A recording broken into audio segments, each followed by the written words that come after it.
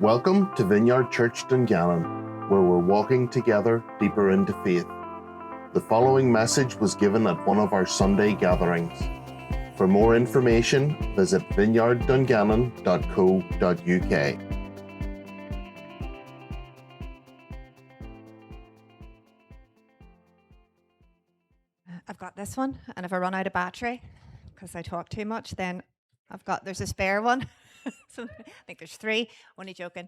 I do think it's very ironic that the Baileys would bring stones to church one day that I'm speaking.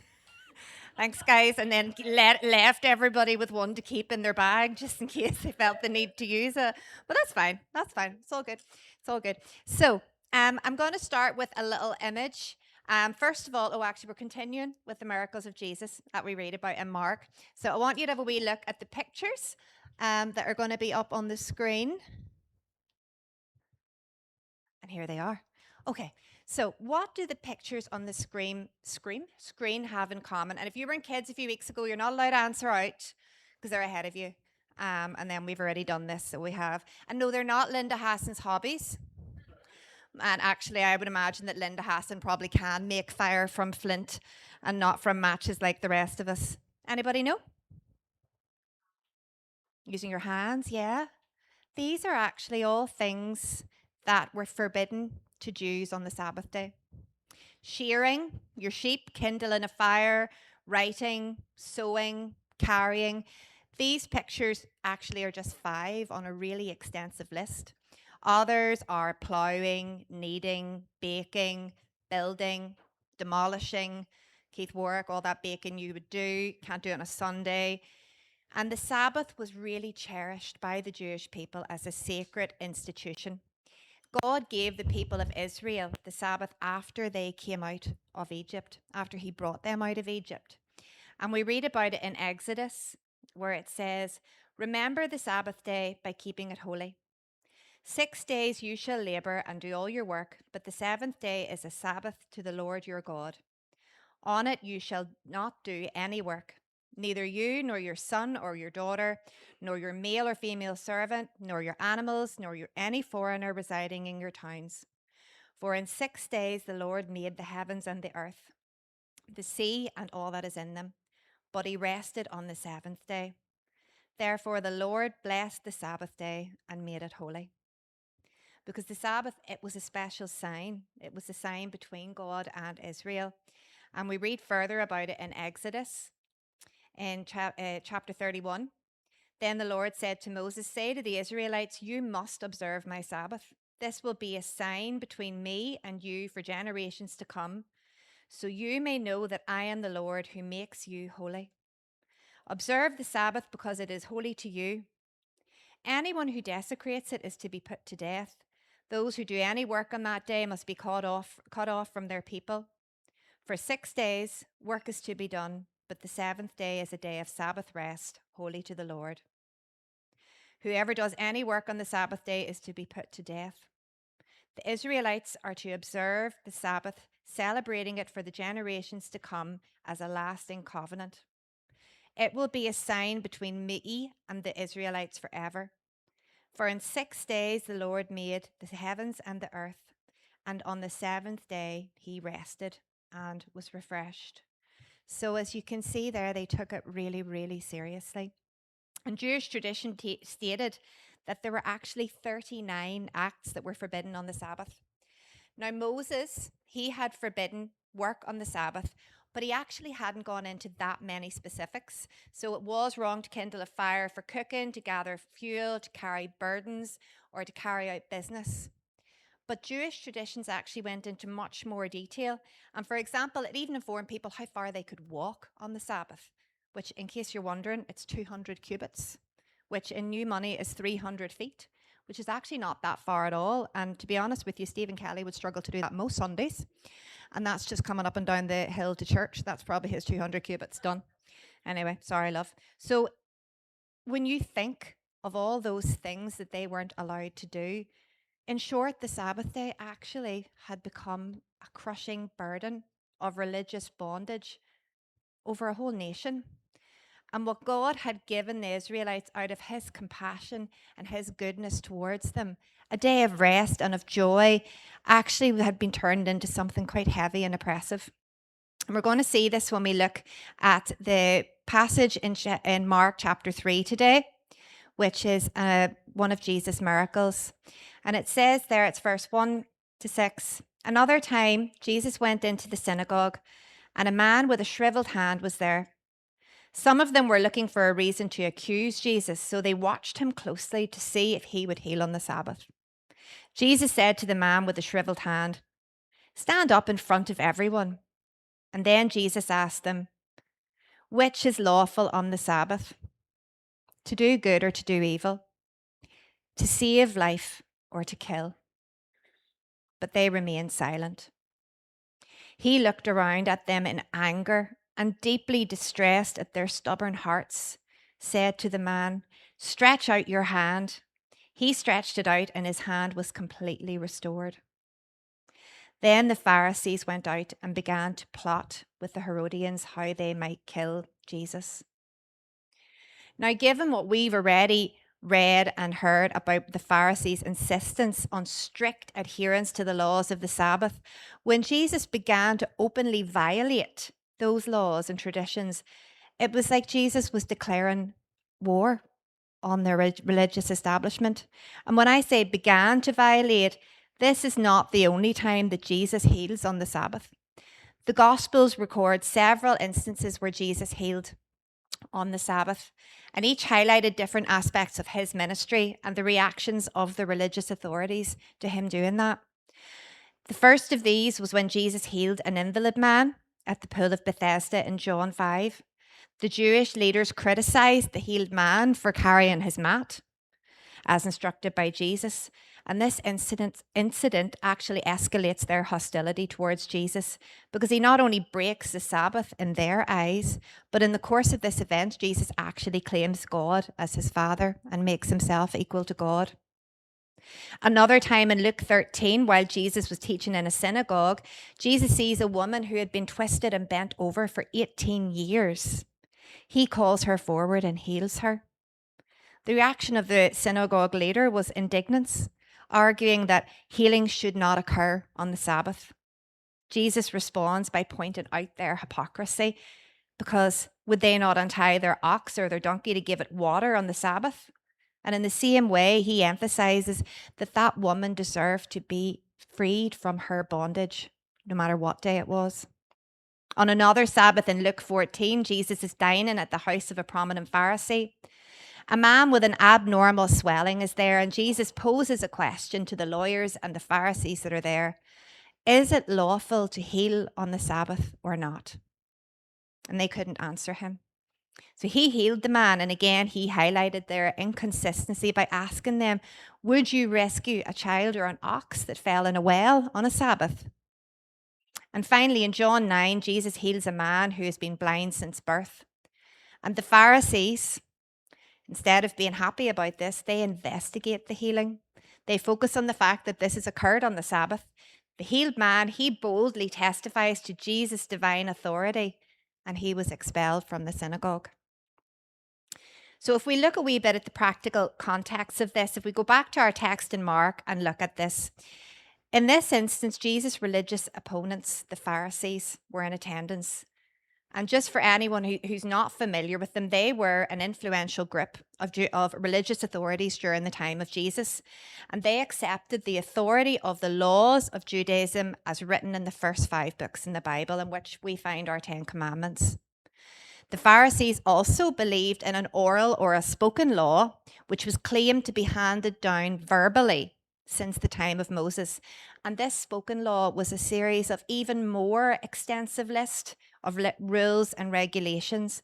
And these beliefs were what they were using to form a trap for Jesus. So the Pharisees are here. They're just waiting to accuse Jesus of violating the rules of the Sabbath. But Jesus is wise to what the Pharisees are doing, and he's ready for them.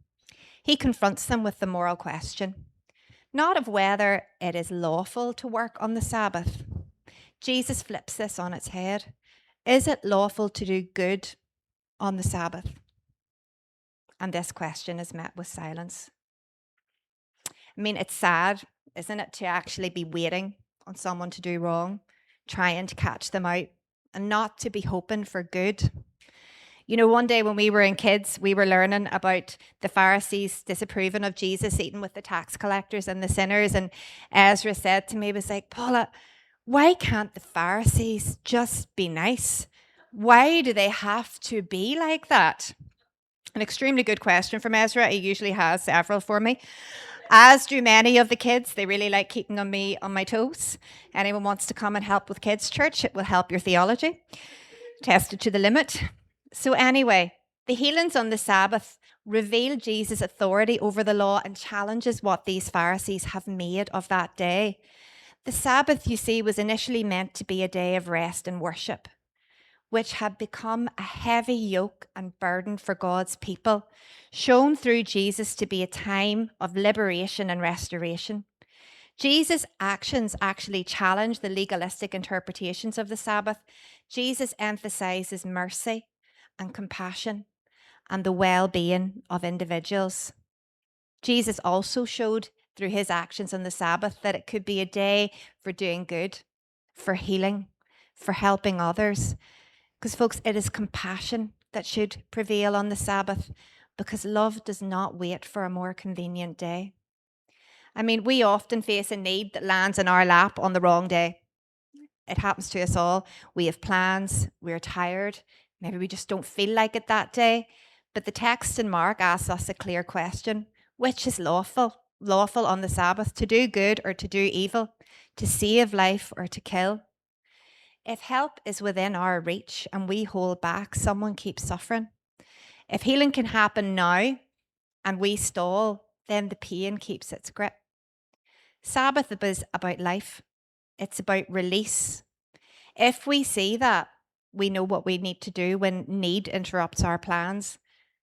We need to offer help. We need to offer to pray, to do the good thing. A couple of weeks ago, whenever we were looking at the passage in Luke 14 that I mentioned earlier, where Jesus heals a man with the swelling on the Sabbath, Nicola was telling me about something that had happened a previous week when after church, one of our young people had said that they had a sore back. And the people around him immediately offered to pray. They didn't wait till they finished their tea and their buns. They got straight to it, including one of our Vineyard kids, our fabulous Paige, who laid her hands on this young person and prayed for healing. And I love stories like that, where they don't stop, no matter where you are. Just get in there and do the good thing. So this shapes our practice in small ways. It's a phone call returned when you would rather rest and watch a box set, a meal carried to a door when you'd rather stay at home, a bill covered when you would rather save, a prayer whispered when you would rather scroll through reels on your phone, which, to be honest, is something we could all do with a wee bit less of. And I felt particularly challenged about that this week. There's a saying, I was asking Evie earlier, she's so disgusted with me and always trying to find out what the young people are saying and all the new things. But I did hear this week, you need to go outside and touch grass. So I felt this week that some of us, including myself, we need to go outside and touch grass. We need to get off our phones. We need to get off our social media. The real people that we need to help are here. They're out there. We won't help anyone by sitting. And that's my rock and now granted, a lot of my reels are mini ponies giving birth over in America, which is just a very niche thing. It brings me great joy. It's new life. And let me tell you, the algorithm is real because the next thing I get another one. And, you know, I mean, no, I'm not recommending it. I'm just saying it's not the worst. But I need to go outside and I need to touch grass. I need to be in touch with real people. I need to be out there showing God's love, and I need to be in touch with God, because the people online, they're not who I need to follow. It's him I need to follow. And these acts, they don't break the rules of the Sabbath day. They fulfill it, because rest and mercy are friends, and worship and care walk hand in hand. And if we look again at the text, it also shows the heart of Jesus in two strong emotions. He feels anger and he feels grief. Anger at the hardness that can look straight at pain and do nothing. grief over what that hardness can cost real people. Jesus isn't cold here. He's not distant. He's moved and he is distressed at the attitude of the Pharisees, because you see, love gets angry at injustice. Love is angry here that this man in need of healing is being treated as a tool for a test by the Pharisees, because love aches when barriers keep help from getting through. And this holds up a mirror for us all, because hardness can grow in little quiet ways. It grows whenever we care more about winning an argument than lifting a person up. It grows when we treat people who are hurting as tools to support our own stance or point of view. It grows when fear or criticism controls our choices. This text calls us to be soft. It calls us to pray for tender hearts. It calls us to open our hands and our hearts. And kindness shows up in those simple actions. Ask someone their name. I am very good at this. I'm just really bad at remembering it afterwards, but I do try. Learn their story. Offer them a seat. Give them your time. Make room in your plans for someone else's need. Even small gestures keep anger holy and grief fruitful. They turn the emotion into action, and they turn your belief into care. So beyond the practical context that I've looked at, the miracles of Jesus are also a sign, and they're a sign that point us towards who Jesus is and what he came to do. And they are instructive to us as believers because of pointing us to Jesus and who he is. And I read this passage by C.S. Lewis from Mere Christianity. I think I have it on the screen, so we do. I am trying here to prevent anyone saying the really foolish thing that people often say about him. I'm ready to accept Jesus as a great moral teacher, but I don't accept his claim to be God. That is the one thing we must not say. A man who is merely a man and said the sort of things that Jesus said would not be a great moral teacher. He would either be a lunatic on the level with a man who says he is a poached egg, or else he would be the devil of hell. You must make your choice. Either this man was and is the Son of God, or else a madman or something worse. You can shut him up for a fool, you can spit at him and kill him as a demon, or you can fall at his feet and call him Lord and God. But let us not come with any patronizing nonsense about his being a great human teacher. He has not left that open to us, and he did not intend to. And that is who Jesus is. Let's look at the man in need of healing at the center of this whole controversy. This man was in need of physical healing in this example, and we don't know what happened to him. We don't know how long he suffered, but he needed healing. And this story points us to who Jesus is as a healer. And this man who he healed could represent any of us. The world is suffering from all kinds of pain, whether it be physical, like this man in the gospel, or maybe it's an emotional need. And every one of us has those needs to varying degrees and experiences. Our world is fractured by hurt, by illness, by darkness, isolation, anxiety, and depression. And so many of us are in need of healing in a world full of pain, full of economic crises, racial tension, crime, political division, broken families, addiction. I could go on. But the question that all of us come to eventually is, who can make us whole? Who can bring us healing? And when I read about this, there's an author, John Tyson, and he divided the answers to this question, the possible answers, into 3 categories. First of all, we can try and heal ourselves. And I am a pro at trying and failing this. When will I learn? We try to find the answers inside of us, or we look to other people for healing and wholeness. We look to human leaders. We look to our romantic partners. We look to our spouses. We look to a whole variety of human influencers or gurus. Have you ever made a New Year's resolution? Did you ever fail? And I can't tell you the number of times I have turned over a new leaf or started a new routine or a regime only to have it peter out when challenges or life's general busyness get in my way.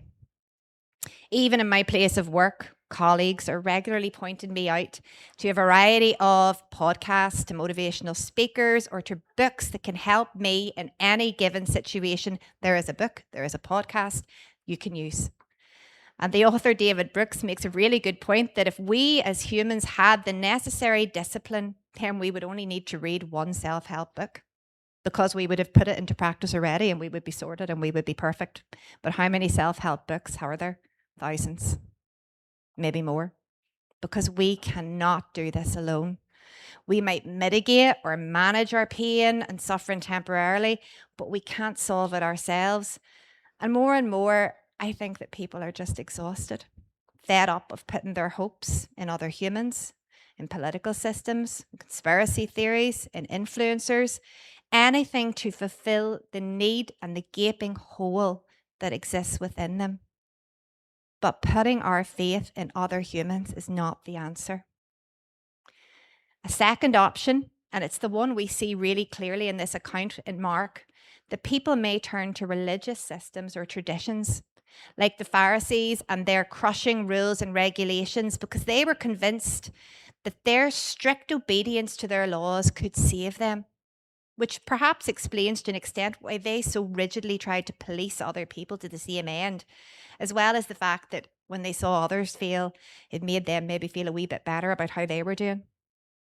And these kinds of systems still exist today. They can take many forms, from trying to be good enough to live a good enough life, to superstitions, to horoscopes, to other religions, even to the idea of a prosperity gospel where we told if you could just do this and this and this, then God will do this, which is a really transactional belief system. And to be honest, I understand the appeal of these kinds of systems. My personality type really likes rules. And when I've done those personality questionnaire assessment type things, I come out as being very task oriented.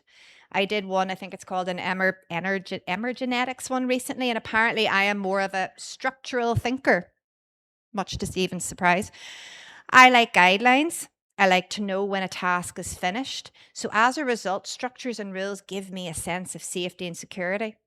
But this is, as I have learned many times, a misplaced sense of safety and security, because reliance on obedience to rules or a set of guidelines is not a dependence on grace.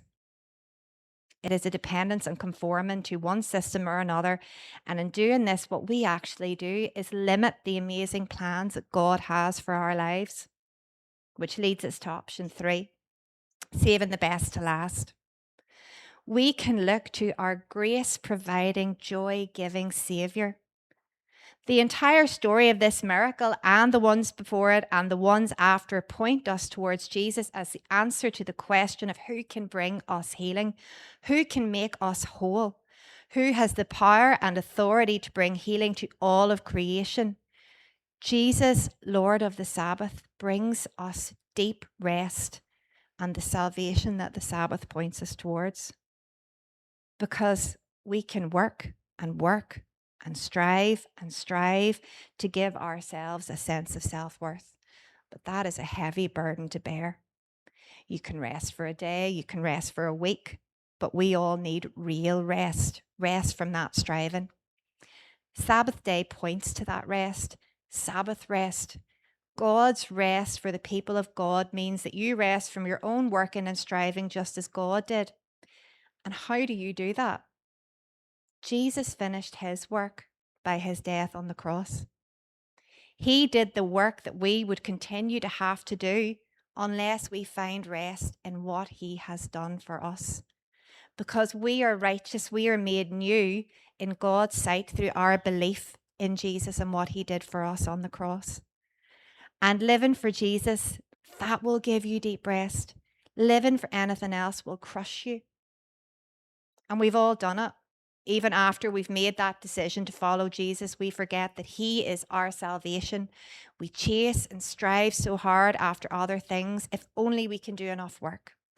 Work hard enough for long enough and please enough people. Keep going, then we can achieve what we need. And folks, we can't, because that chasing is exhausting. I've done it. I am the ultimate failed perfectionist right here. And to a greater or lesser extent throughout my own life, I've tried at various times to do it myself, and it has never worked, because those temporary highs and those successes that I achieve, they fade away. Without Jesus, the one constant in my life, who is my salvation, who is where I find my rest, I burn out and I feel a sense of failure. And Jesus tells us all, "Come to me, all who labor and are heavy laden, and I will give you rest. Take my yoke upon you and learn from me, for I am gentle and lowly in heart, and you will find rest for your souls. For my yoke is easy and my burden is light." What's keeping you from Jesus today? Set it aside. Don't be afraid, for he has overcome the whole world. And his work is finished so that we can find our rest in him. Thanks for listening to this message. For more information on what's happening in the life of our church, visit vineyarddungannon.co.uk.